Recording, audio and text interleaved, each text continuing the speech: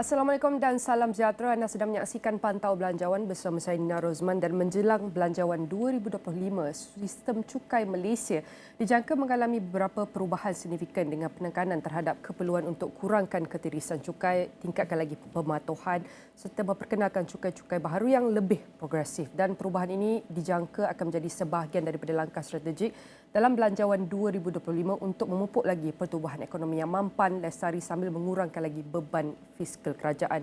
Dan sudah bersedia untuk mengulas lebih lanjut dalam studio adalah Tanesh Khanna, merupakan pengarah eksekutif Tratex. Saya nak ucapkan terima kasih Tanesh kerana sudi meluangkan masa bersama kami. Sudah tentu seminggu saja lagi kita akan lihat pembentangan Belanjawan 2025 di Dewan Rakyat. Sudah tentu banyak jangkaan ataupun expectation, dan kali ini kita nak beri tumpuan kepada cukai khususnya. Mungkin boleh kongsikan apakah tema yang akan dijangkakan secara keseluruhannya dalam perbincangan cukai pada belanjawan yang akan dibentangkan pada 18 Oktober. Terima kasih Nina. Memang kali ini 18 Oktober bajet.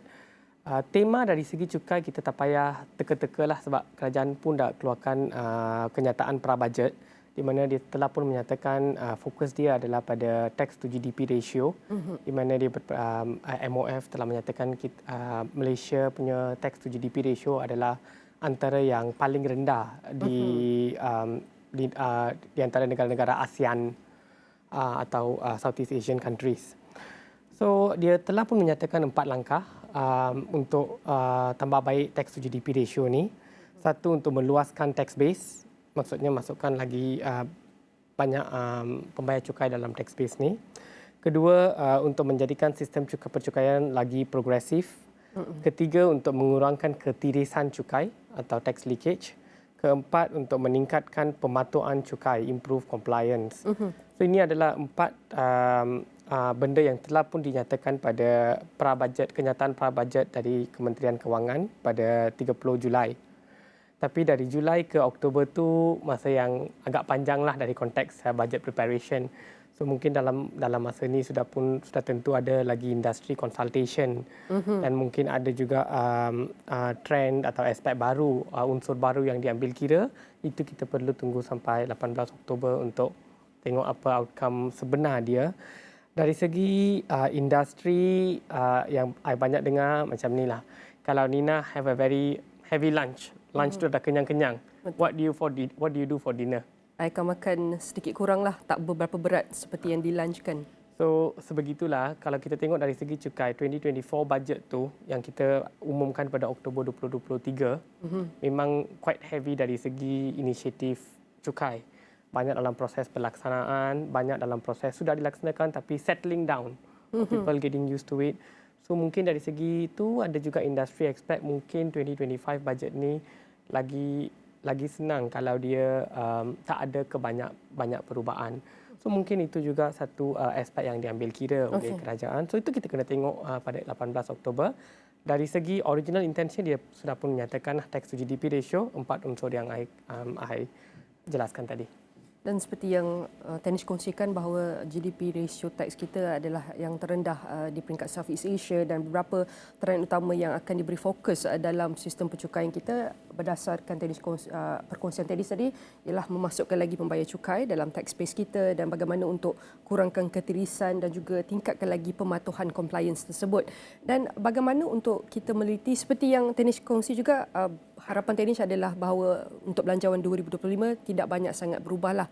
Maknanya supaya harapan industri. Betul, itu adalah antara harapan industri juga, kerana kita masih lagi banyak kemajuan atau progress yang kita kena check untuk cukai-cukai pada Belanjawan 2024. Mungkin Tanesh boleh kongsikan bagaimanakah setiap langkah ataupun inisiatif cukai dalam belanjawan sebelum ini, apakah antara kita boleh lihat daripada segi penjana hasil dan impaknya kepada ekonomi setakat ini.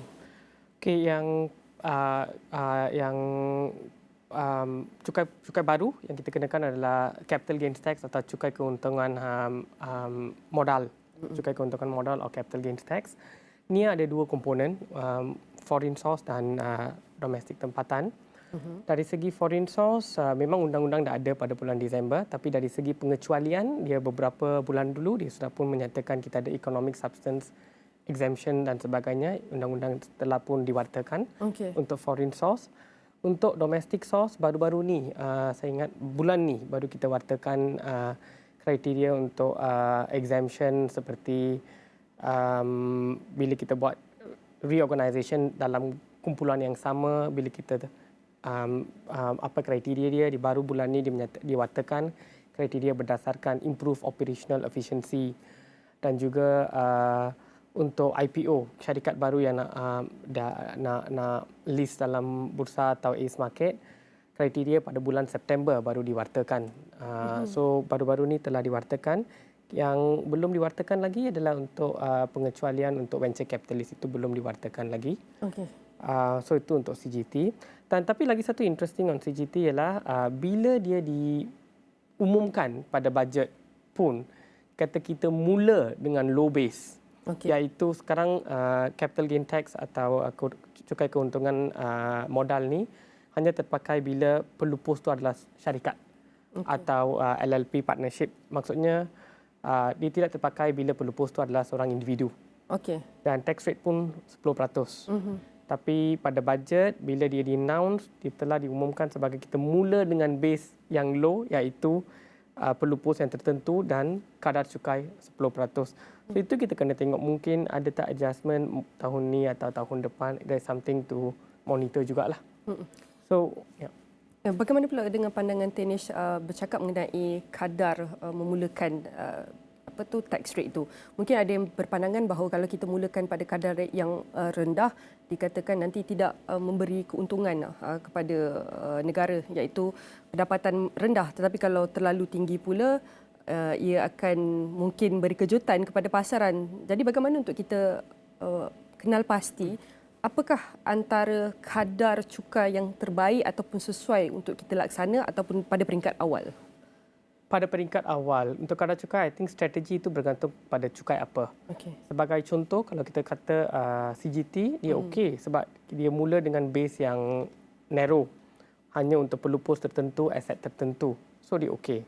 Tapi kalau kita cakap tentang, contohlah bukan GST, tapi saya tak kata kita kena introduce GST, tapi sebagai contohlah, something to do with consumer, dia pricing of product to consumer, ada juga dari segi international recommendation, dia tak mencadangkan mula dengan low rate and then keep improving, sebab dia akan ada multiple round of inflationary effect.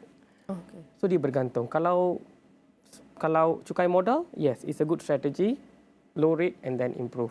Tapi kalau something to do with GST, SST, tidak semestinya sesuai strategi yang sama. Sebab strategi sebegitu akan ada data yang katakan dari reputation international organisation kan multiple round of inflationary effect. End of the day, consumer yang rugi, yang dia akan end up buying too much because of multiple round of inflationary effect.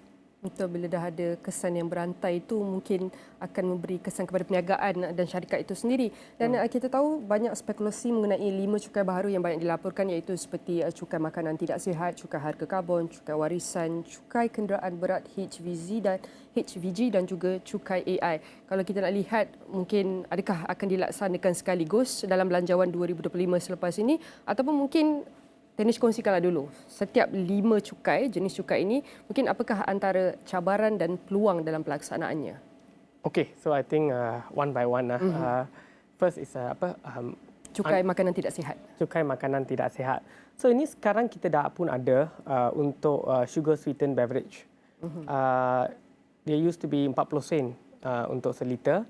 Baru-baru ni 1 Januari 2024 tahun ni kita naikkan dari 40 sen ke 50 sen. Okey. So pendapat saya lah, memang saya tak tahu what is on the 18 October, dari rahsia besar, tapi pendapat saya mungkin kalau nak naikkan sekarang 2025 macam dia punya masa tu singkat sangat lah, sebab baru Januari kita naik dari 40 sen ke 50 sen. So mungkin kadar tu saya rasa macam terlalu singkat masa, tapi mungkin skop boleh dikaji semula. Okey. Sebab sekarang skop sugar sweetened beverage excise duty excise tu adalah hanya pada botol atau can drink dan juga 3-in-1 atau 2-in-1 yang premix yang kita beli itu je. So maksudnya bila kita contohlah bila kita masuk kafe kafe yang besar-besaran, kita beli, order the drink dia buat untuk kita, walaupun dia ada sugar content yang tinggi, dia tak ada cukai ni. So mungkin dari segi tu dia boleh ada ruang untuk menjadikan sistem lagi neutral lah, put it this way. Betul. Dan juga kita tak ada overly salted product, itu lagi satu yang perlu dikaji. Dan ada juga beberapa unsur, ada juga hidden sugar. Ada seorang kita kata you beli satu can drink, you tahu itu dah ada sugar, ada cukai, tapi what about hidden sugar? Maksud ada juga chili sauce di mana dia punya konten yang paling tinggi itu sugar daripada chili. So how to tax that? So when talk about makanan yang kurang healthy, mungkin selain daripada kadar, kita kena tengok skop yang dicukai. Itu pertama. Kedua tadi Dan adalah... betul juga, saya setuju. Saya nak tambah sikit. Mungkin skop tu kerana kita tahu realitinya rakyat Malaysia ni banyak kalau minum-minum air manis ni dekat restoran, di kafe dan mereka kurangnya untuk beli air tin. Dan mungkin ia perlu dikaji mengikut trend pengguna itu sendiri kan. Kalau kita nak lihat apabila kita ingin kaji balik skop percukaian itu selain daripada kadarnya. Kalau kita tengok model yang dilaksanakan di negara lain, sebagai contohlah since you ask, dia lagi fokus kepada kafe chain yang besar-besaran daripada restoran atau food court. Sebab kalau kita nak merangkumi semua, dia ada cabaran pelaksanaan. Dia selalunya mula dengan chain yang besar-besaran di mana dia sudah pun ada satu formula yang tertentu untuk membuat satu drink. Contohnya kalau pergi ke restoran biasa atau food court, kita minta Nescafe tarik. Dia punya gula berapa dia buat tu, dia tak ada formula, dia ikut mood orang yang buat. Tapi kalau kita pergi ke satu chain yang besar, dia ada berapa kali dia nak tekan, dia dah ada formula tertentu yang dipatenkan. So adalah satu sistem macam mana kita nak kenakan cukai, sebab setiap drink is berdasarkan berapa kali you pump the sugar syrup contohnya. So oleh sebab tu kalau kita tengok negara lain pada masa ni kebanyakan fokus on kafe yang chain besar. Dia tak merangkumi semua restoran atau food court. So that is the cara yang sedia ada di negara lain lah pada masa ni. Betul, itu antaralah kita boleh kaji jugalah bagaimana pelaksanaan di negara lain. Banyak yang telah dikongsikan pada mulanya bagaimanakah cukai makanan tidak sihat seperti sweeter tax yang telah dikongsikan. Kenapa pentingnya untuk kita teliti daripada segi pelaksanaan kadar pembayar percukaian termasuk juga dengan iaitu skop percukaian itu sendiri. Apakah trend-trend yang boleh kita kaji agar kita dapat pastikan sistem percukaian yang lebih baik. Tetapi kita nak meneliti lebih pada 4 jenis cukai itu, tapi kita akan berhenti rehat dulu, Danish. Dan kita akan sambung perbincangan selepas ini.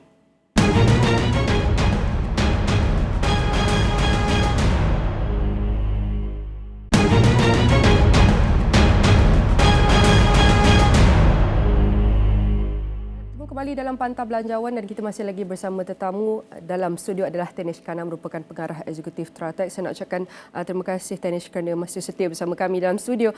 Banyak yang telah dikongsikan pada sebelum kita berhenti rehat tadi. Mula-mula kita melihat kepada cukai makanan tidak sihat seperti cukai gula, dan kita nak teruskan juga dengan perkongsian dan penjelasan daripada Danish. Mungkin boleh kongsikan antara 4 cukai lain iaitu cukai HVG, cukai AI, cukai karbon, termasuk juga dengan cukai warisan. Mungkin boleh rumuskan keempat-empat ini, apa bezanya pula dengan cukai gula tadi? Okay, cukai gula tu bukan hanya untuk dana kerajaan, itu juga untuk improve lifestyle. Dan I kata government ada satu parenting role lah. Dia kena parent jaga budak macam tu lah. Government impose cukai macam sugar sweetened beverage ni untuk influence behaviour, untuk healthier lifestyle, begitulah, bukan saja untuk dana. Kalau kita tengok inheritance tax, dia more into dana. Inheritance tax ni saya rasa dah lebih 10 tahun selalu speculated tapi tak pernah dilaksanakan dalam masa inilah, dalam 10 tahun ni.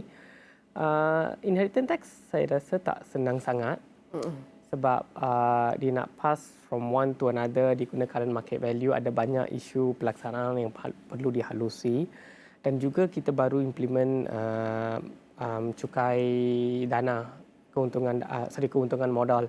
So ada juga satu soalan besar kat sana, adakah pada masa depan cukai keuntungan modal akan diperluaskan untuk merangkumi individu, dan jika ya, kenapa kita kena ada satu cukai pewarisan yang lain. Okey. So itu harus diambil kira oleh kerajaan sekaligus lah, tak boleh consider asing-asing. Lagi satu tadi is carbon tax. Carbon tax, betul. Okay. Carbon tax memang sekarang ESG is the The new tema yang focus, besar lah betul. secara global. So Malaysia pun kena join ni dengan satu carbon market. So itu saya setujulah, carbon market mesti kena ada. Tapi carbon tax, are we ready for it? I'm not sure. I'm not sure. Carbon market is carbon market tu lain. Carbon tax is to me carrot first then stick. Carrot dulu baru stick. So dan juga kita perlu halusi impact dalam GLC kita juga, yang juga akan affect ROI kepada stock market dan EPF sebagainya juga. Dia ada banyak kerumitan sana lah kalau kita nak masuk dalam, tak cukup sejam pun. Lagi satu tadi HVG tax. So HVG tax ni bukan baru, sebenarnya dia sudah pun masuk dalam budget announcement bertahun dah. 2 kali saya rasa kalau tak silap. Dulu nama dia luxury goods tax. Dia punya spirit is kita kata dalam, kalau nak guna terminologi OECD, dia kata vertical equity, that means progressive tax lah. So when you buy luxury, you buy. Okay, konsep dia okay, tapi dari segi detail dia, kalau kita nak produk yang kita popular relate dengan luxury goods tax atau high value good tax ni adalah macam handbag, luxury watches. Tapi kalau jam tangan mewah, handbag mewah, soalannya kalau kita kenakan dekat sini, apa garanti dia tak beli dekat airport luar negara? Betul. So will it affect our tourism sector? Then produk lain yang selalu saya dengar mungkin high value good on barang emas, jewellery. Tu sensitif sikit lah sebab banyak orang kita punya savings, kita masukkan dalam emas untuk guna untuk perkahwinan ke atau event-event. So dia akan affect dekat sana. Kalau nak takat kereta, soalannya timbul, kenapa kena ada cukai baru, kenapa kita tak boleh saja gunakan excise. So sebab tu high value good ni walaupun telah pun dinyatakan dalam 2 bajet sebelum ni, tapi sampai hari ni dia tidak diwartakan, tidak dilaksanakan. Kalau dia revive, dia kena ada satu unsur yang barulah. Kalau unsur yang lama, I tak pasti sangatlah. Lagi satu is AI tax. AI tax ni is satu konsep yang baru.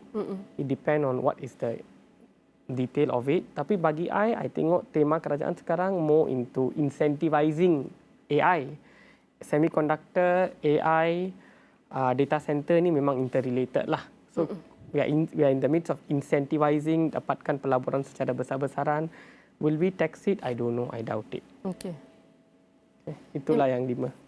Banyak juga yang kita nak teliti, walaupun cukai ni yang diwujudkan mempunyai kesan ataupun ingin bertujuan untuk daripada segi sistem cukai gula adalah untuk bukan saja untuk dana tapi untuk memberi fokus kepada rakyat sendiri, bagaimana untuk menjalinkan lifestyle yang lebih sihat. Dan kita lihat antara perkara yang kita kena teliti, macam contohnya cabaran daripada luxury tax, bagaimana untuk kita pastikan iaitu pembeli-pembeli ini tidak membeli di luar negara, dan bagaimana untuk kita elakkan daripada ketirisan, dan banyak lagi perlu yang kita teliti seperti cukai AI. Itu lagi yang perkara baru seperti yang Tanish kongsikan. Banyak aspek ataupun komponen kritikal yang perlu kita telitikan.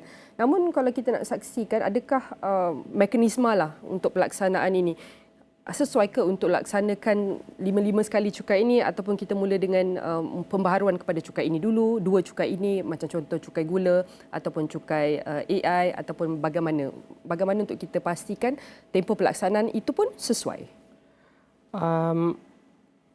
Ini actually 5 tax ni adalah satu boleh kata speculation lah. Bagi saya mungkin lagi sesuai kita tambah baik, pendapat saya lagi baik kita tambah baik inisiatif cukai yang telah pun sedia ada. Dan juga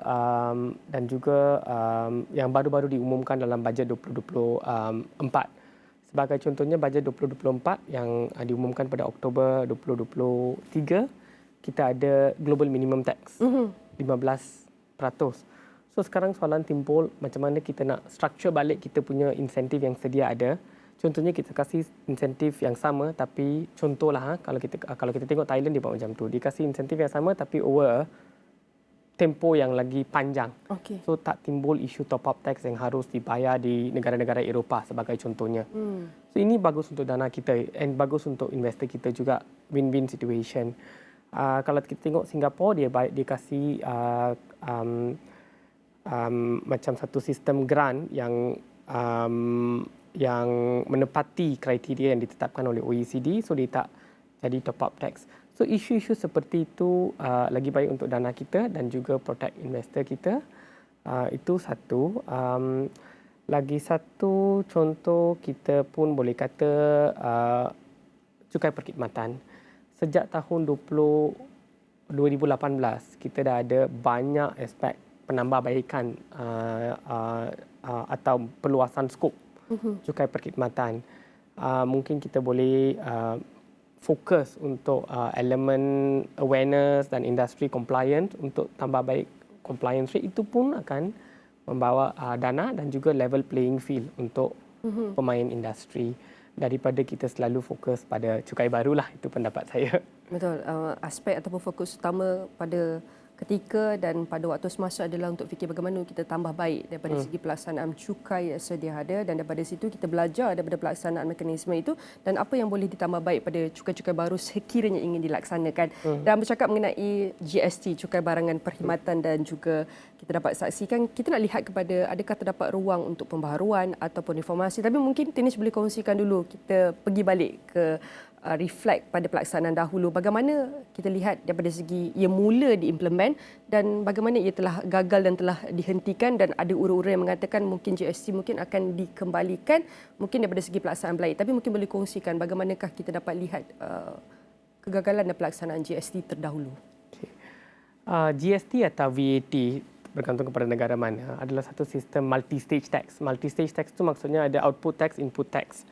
So sistem multi-stage tax GST atau VAT ini dari segi teknikal lah. Dari segi teknikal, I think most economician, most accountants would agree. Dia satu sistem yang lagi efficient dan satu sistem yang lagi transparent. Itu selalunya tidak dipertikaikan. Tapi soalannya selalu adalah masa atau inflationary effect dia. Kalau kita tengok, I pun kadang-kadang baca pendapat orang kata kita kena bawa balik GST. Dia selalu kata 4 manfaat yang selalu saya tengok lah. Yang baca lah, bukan saya cakap, yang baca. Satu, dana untuk kerajaan. Okey. Kedua, guna kadar yang rendah. Ketiga, memperluaskan barang-barang yang dikecualikan. Dan keempat, memberi lagi bantuan. Bila saya baca ni, saya memang selalu hairan. Sebab 4 unsur ni memang baik dari segi standalone. Tapi pendapat saya, 4 unsur ni tidak boleh coexist. It's near impossible. The reason why? Okay. Kalau you kata dana banyak. Okay. Kalau rate sekarang service tax kita 8%. If you talk about rate 4%, dia mungkin revenue neutral. Mana dapat revenue extra? Lagi nak increase exemption daripada GST dulu. Okey. Selalunya kalau kita tengok dari segi empirical evidence, you either guna kadar yang tinggi dan memberi exemption atau kadar yang rendah dan tiada exemption. Ini kita nak gabungkan dua-dua pula. Okey. Lagi dah ada exemption, selalunya tak ada bantuan luar sistem. Exemption tu maksudnya adalah satu elemen yang menjadikan cukai itu progresif dalam sistem cukai. Bila tak ada exemption, baru kita kasih bantuan untuk menjadikan satu elemen progresif di luar sistem percukaian. Ini kita nak buat dua-dua pula. Okay. So, ni 4 ni memang bagi saya tak boleh coexist. Kita kena pilih. Kita nak buat GST ni untuk jadikan sistem more efficient ke kita nak dana? What yang kita nak fokus? Kalau nak buat 4-4 ni macam cuba nak buat semualah. I tak rasa dia akan buat satu outcome yang amat produktif. Lagi satu, masa pelaksanaan itu memang penting supaya tak ada inflationary effect yang pada harga barangan untuk consumer.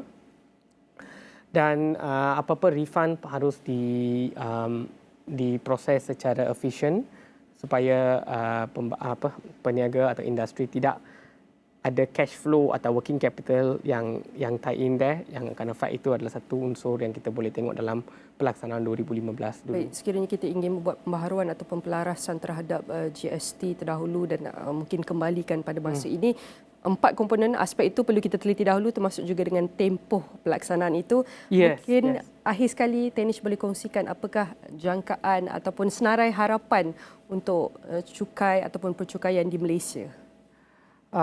Saya rasa pertama saya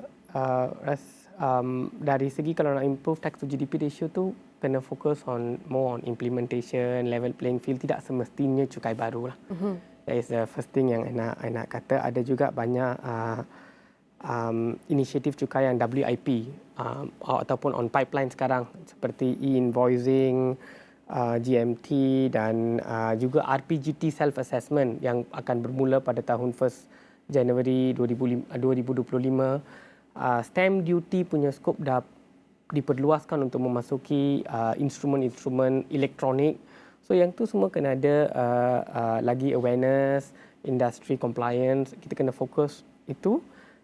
Industri pun perlu masa untuk adopt. Agensi-agensi kerajaan pun perlu masa untuk normalize this lah. Laksanakan tu satu tapi menjadikan dia satu kebiasaan. So itu pertama, fokus on implementation. Tidak semestinya jawapan tu selalu pada cukai baru. Kedua, personal relief mungkin kita kena fokus. Relief pendirian, kalau kita tengok untuk individu RM9,000 per year. I rasa 15 tahun kita tak revise tu. Tidak menggambarkan cost of living hari ini. Kalau disabled individual kita kasih relief RM6,000 setahun, yang 17 tahun kita tak revisit kadar itu. Ketiga, mungkin kita boleh simplify certain aspect of tax administration. Dan keempat, kalau kita nak buat apa-apa cukai baru, kita kena adopt prinsip OECD, iaitu neutrality, efficiency, certainty, effectiveness, flexibility dan equity lah. Betul. Bukan sekadar dana. Baik, minta maaf Tanish, sebenarnya banyak lagi kita nak bincangkan, 30 minit tak cukup untuk kita bincangkan hanya berkenaan cukai, dan kita harap perubahan-perubahan yang dijangka untuk dilaksanakan dalam sistem pencukai ini bukan sahaja dapat mekanismenya dipertingkatkan, tetapi ia dapat memastikan sistem pencukaian lebih baik dan dapat mengurangkan beban fiskal yang dihadapi oleh negara sendiri. Sekali lagi saya nak ucapkan terima kasih kepada Tanish Khana, merupakan pengarah eksekutif Pratex, dan harap kita akan berjumpa untuk berbincang lagi mengenai perkara ini, dan setiap perbincangan ini akan kami rangkumkan dalam astroawani.com dan di semua platform digital Astro Awani. Sekian saja perkongsian pada kali ini. Saya Nina Rozman. Salam hormat.